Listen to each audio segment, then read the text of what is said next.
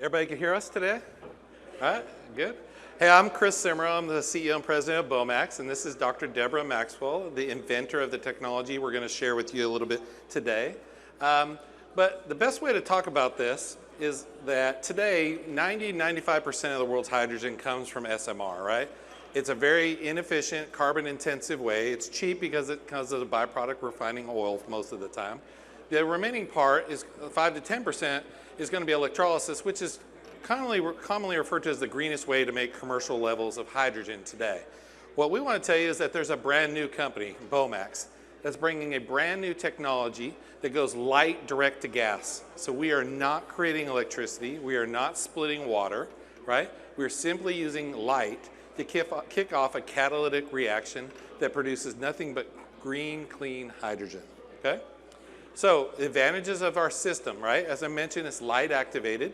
It can be LEDs, it can be halogen light, it can be sunlight, okay? It produces hydrogen on site, on demand. It does it at ambient temperature and pressure, so we don't have a lot of the safety concerns. We don't use any rare earth minerals, right? All the components are inexpensive, and the technology is totally scalable, okay? So how does this technology work, right? Dr. Maxwell discovered the enzyme that's in a common soil bacteria that when you have water and light in the right conditions, makes hydrogen in the natural world. So our technology mimics how nature makes hydrogen, okay? So in addition to the enzyme, because some other people have done enzymes and made hydrogen production last a few minutes, as we'll talk, we've been able to make ours last months, right? But the key to that is that she was able to partner it with a chaperone protein and nanoparticles all into what we call as a soup, right? And that soup has an incredible, stable structure to it, right? So we refer to those three things as a catalyst. When we give it a feedstock of electrons or protons, and we put it in front of any form of visible light, you just get hydrogen, okay? Just to give you a visual, right? Just imagine you've got glass panels or glass vials. You've got the catalyst inside, and when the light hits the face of the nanoparticle, it excites that electron, and that kicks off gear, a set of catalytic gears, which ultimately produce nothing but green hydrogen on site, okay? Right, so just going through some of the achievements or our milestones, right? Since we were very fortunate that Space Florida and NASA found out about our technology, for the first 6 years, we were on the Kennedy Space Center on the island there. And what we were focused on for the first 6 or 7 years was nothing other than optimizing the technology, making it better and better. We were able to extend the reaction from 5 days to 75 days. We're going to talk about that a little bit more in detail. We are also able to improve the rate of hydrogen production over 5,000x, and we've started reducing the cost of it, right? For years, we were telling people about this technology, right? And it is a patented technology, and what I kept getting was, this no way, this is too easy, it's too good to be true, right? Come see me when I can actually see the unit. So we built an alpha prototype unit, right? And it's at our booth at B34, and it's a 2 foot by 2 foot by 3 foot little unit. And we could take this into a boardroom, a lab room, we could take it into a classroom, to the warehouse, put it on there, put it in front of light, let it run for a little bit, and it will produce hydrogen right there. We put it to a fuel cell, fly a drone, power a little train, just to show that it works, okay? It was when we showed the Department of Energy this alpha prototype, we showed a pathway down to get to $1 per kilogram, and that we had no carbon footprint. That led us to win the Department of Energy's Innovation Award, right? That was a game-changing moment for our company, all right? Because up to this point, a few years ago, we were trying to tell people, right? But when we won this award, we got instant credibility. So now we have partners from all over the world wanting to learn how this technology works in greater detail, all right?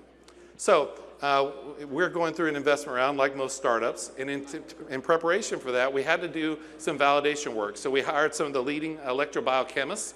Dr. Lance Seafeld, him and his group came in, gave us a clean opinion, science is solid. But one of the other things he said in the report that's really critical is that there's no impediment from a science why we can't scale this technology, okay? After the project was done, he said, I can see you got a limitation. Your problem is the duration of the reaction, right? Because when we leave the reaction by itself, it'll go for about 5 days, and it would peacefully stop. But we realized it had consumed all the free electrons in there. When we put more electrons in there, the system came back to life, and it produced hydrogen at or above the levels we had been seeing. He said, well, we've been doing a lot of research on what's called a renewable reductant.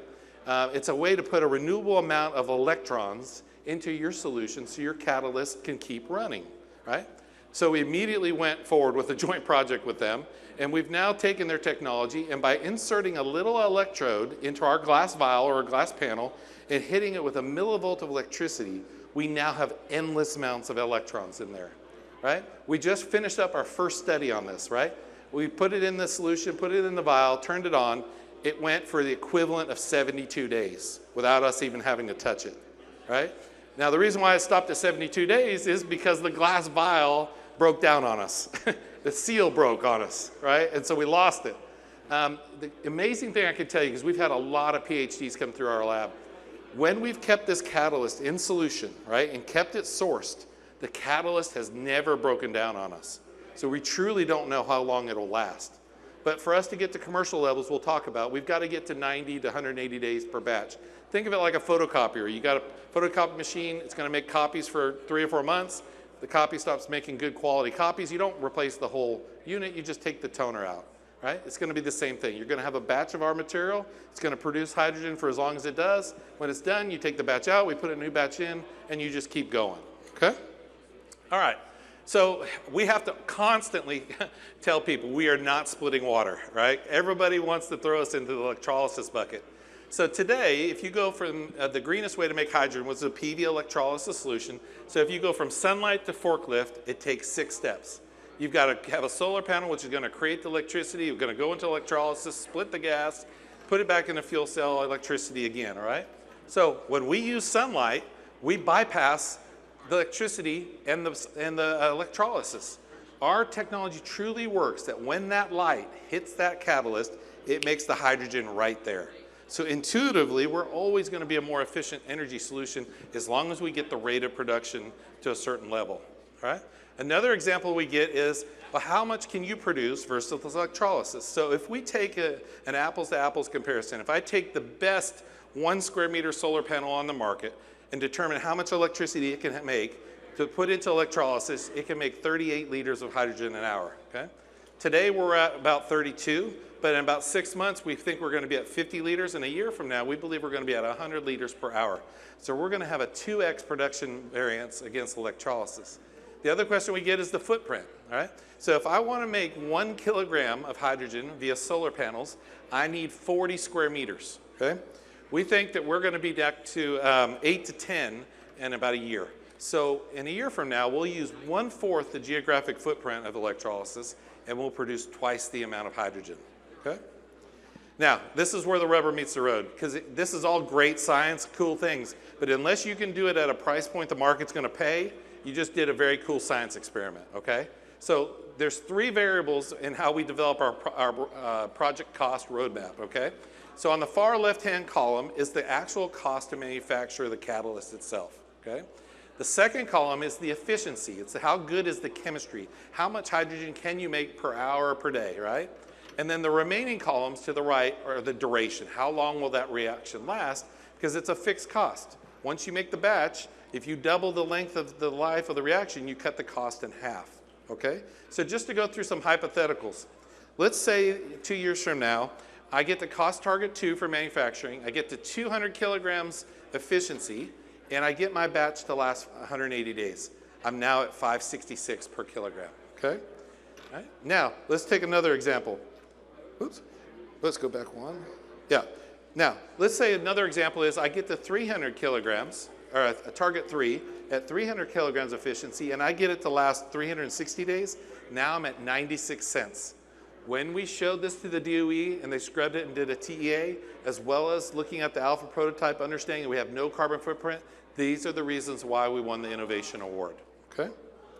All right, people ask all the time, what are your markets, right? So on the horizontal axes, you've got the cost per kilogram. On the vertical, you've got how much volume do you need to be able to produce to support that. On the far right-hand side is aeronautics and space. Space Florida is one of our partners, our capital partners.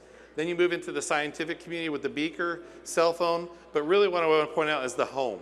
The home, if you can do it at $2 to $3 per kilogram, and you can produce 5 kilograms a day solution, you have enough power to give all the power needs for a home, 2,500, 3,000 square feet, okay? I believe going into homes will be our first market. We've already got utility companies in Europe, Japan, and US excited about being commercial test partners with us. Okay? So now I showed you the alpha. Now we're rotating to the beta, okay? The beta is gonna look like a solar panel in a sense. It's gonna be a 1 square meter panel, but instead of being solar panel, it's gonna have our catalyst. The catalyst is actually a fluorescing orange color, okay? So light's gonna hit it and it's gonna make hydrogen right there on the spot, okay? We're gonna build a mini one here this summer, about 1 foot by 1 foot. By the end of the year, we're gonna have one that's gonna be 1 square meters, right? We're gonna plan to have a bunch of commercial testing done next year, and we're looking at a 2026 commercial point for launching a product, all right? All right, so here is an actual picture of the beta. I know a lot of people, I see a lot of friendly faces. A lot of you have already come to our booth and seen this, but if you haven't, this is the mock-up of what the beta panel will look like. Like I said, the material, the catalyst is actually a natural orange color.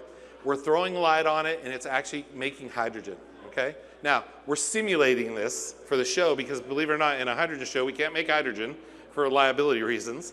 But it's literally that simple. If we black it out, it stays there, it doesn't lose any of the potential. We take the curtain off, put it in front of light, it starts making hydrogen, okay? All right.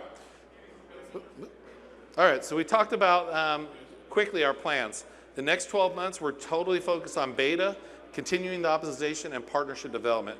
I've told many of you in the room that we're going to model our business plan after Intel. Intel didn't make any computers, right? They just made the chips. We don't want to make all the storage and the compression and the delivery systems. All we want to do is make the orange catalyst, okay? Now, by mid-2025, we will do some commercial testing, and we believe our first product launch will be in 2026, all right?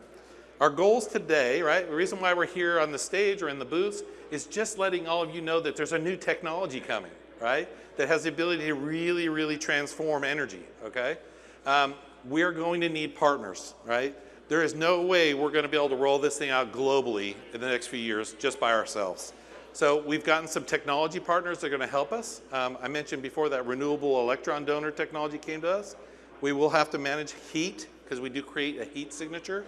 And we don't want it to be too hot, otherwise we worry about it impairing the catalyst, right? We also need the business end user customers. This is the whole Intel model, right? We're gonna need companies that have the end relationships with the customers.